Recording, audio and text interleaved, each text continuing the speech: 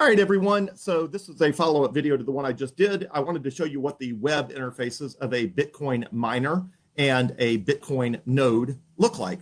So this is the web interface for the Bitcoin miner, which is complicated. If it doesn't look complicated, it's complicated. This is much more complicated than a Bitcoin node, but you can see there's just a variety of complicated things around power and heat and what mining pool I'm connected to and all that sort of stuff. If you have multiple miners, you can do a little swarm here and it'll keep track of all the different Bitcoin miners that you've got. The network just shows the network that it's connected to. And then the settings, which look complicated, which is part of why I hadn't been able to get this going. So this is what the settings look like. There's mining pools, stratum ports, Bitcoin addresses. It's just complicated. And I'm showing you this as a contrast to how simple the Bitcoin node interface is. Anyway, so this is what a Bitcoin miner's web interface looks like. And mine is not working for some reason, which is why if you look at the logs, which may come up in a minute here, it will show that I don't know what the problem is, but I am somehow having an I2C transmission unexpected NAC detected error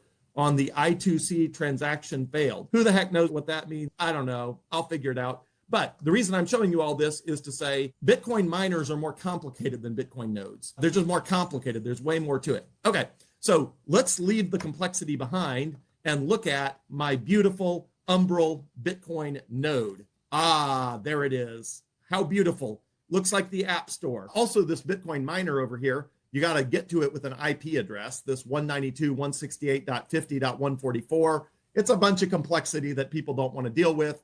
Umbrel's simple. You plug in this little square box and then you type umbrel.local.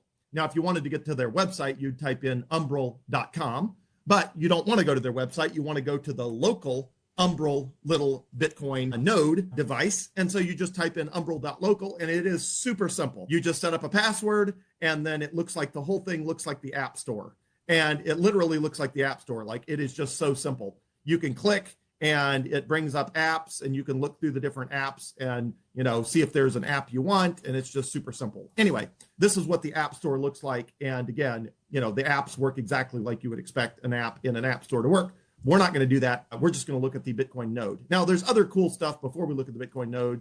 This Bitfeed thing, it'll show you the following Bitcoin blocks. So these are all the transactions that are coming into the Bitcoin mempool, which again is a bunch of complexity you don't need to deal with, but it's just, there's cool stuff you can do like this. You can also go look at your own copy of the mempool, which again is even more complexity that you don't need to deal with, but this is your own local copy that shows you exactly how that works.